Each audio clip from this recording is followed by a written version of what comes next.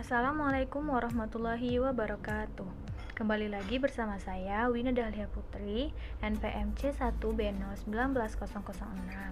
Kali ini saya akan membahas mengenai bab tingkat bunga.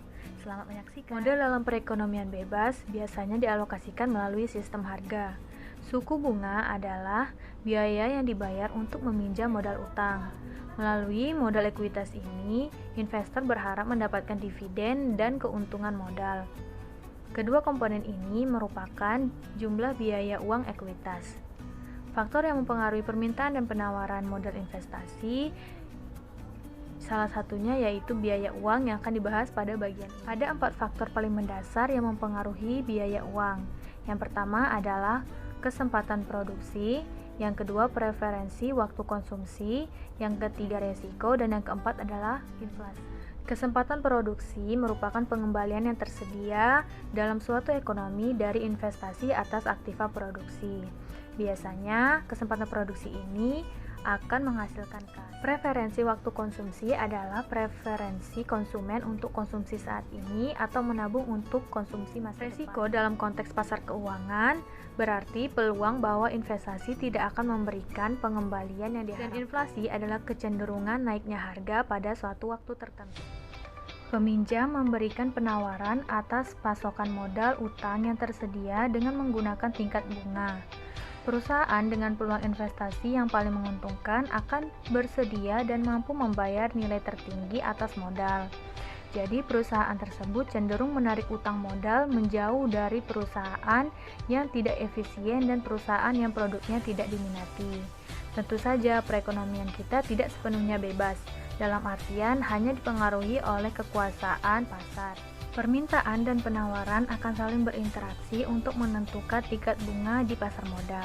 Jika permintaan dana menurun seperti halnya yang terjadi pada masa resesi, maka kurva permintaan akan bergeser ke kiri, dan tingkat bunga atau equilibrium akan menurun. Terdapat harga untuk setiap jenis modal, dan harga-harga ini berubah dari waktu ke waktu seiring dengan berubahnya kondisi penawaran dan permintaan.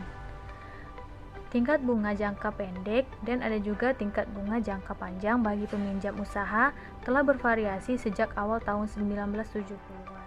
Tingkat bunga jangka pendek sangat tidak stabil, naik dengan cepat saat kondisi perekonomian sedang booming dan jatuh sama cepatnya saat masih resesi. Ketika perekonomian sedang berekspansi, perusahaan membutuhkan modal dan permintaan akan modal ini mendorong tingkat bunga naik. Tekanan-tekanan investor juga paling kuat terjadi saat masa-masa bisnis sedang booming, dan hal tersebut juga memberikan tekanan pada tingkat bunga untuk naik. Kondisi ini akan berbalik arah saat masa resesi. Bisnis yang merenggang akan mengurangi permintaan kredit, tingkat inflasi turun, dan tingkat bunga jatuh.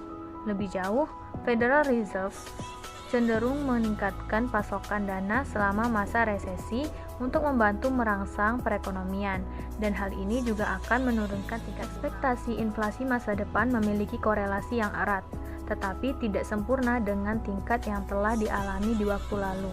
Jadi, jika tingkat inflasi yang dilaporkan bulan lalu meningkat, masyarakat cenderung akan menaikkan perkiraan inflasi masa depan mereka, dan perubahan ekspektasi ini akan menaikkan tingkat bunga. Baiklah, tadi kita sudah membahas mengenai biaya uang dan tingkat bunga. Sekarang kita akan membahas mengenai determinan suku bunga pasar. Yang pertama adalah premi resiko kegagalan, yaitu perbedaan antara suku bunga obligasi treasury dan suku bunga obligasi perusahaan dengan waktu jatuh tempo dan likuiditas. Yang kedua adalah premi likuiditas, yaitu premi yang ditambahkan dalam suku bunga equilibrium atas sekuritas, yaitu pada saat sekuritas tidak bisa dikonversi menjadi kas dalam jangka pendek dan pada nilai pasar wajar yang mendekati. Yang ketiga adalah premi resiko jatuh tempo. Sebelum itu kita harus mengetahui apa itu resiko suku bunga, yaitu resiko kerugian modal yang dihadapi investor karena perubahan suku bunga.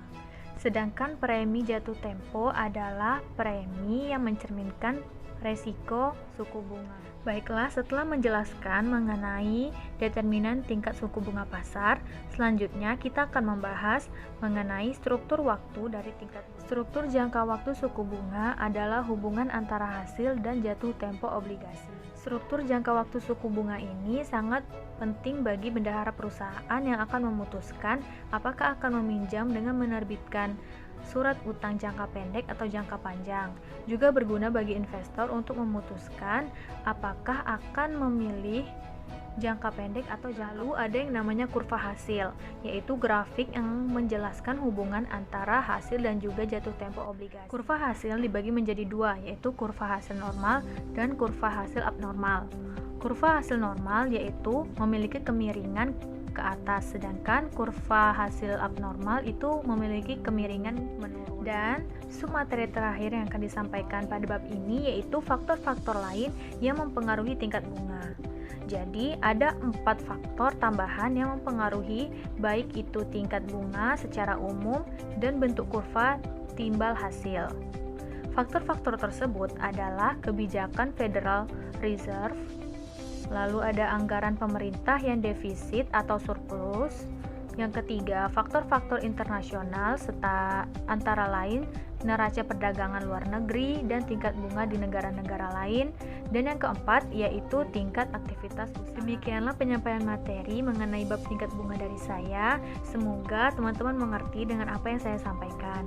Lebih kurangnya saya mohon maaf. Saya akhiri. Assalamualaikum warahmatullahi wabarakatuh.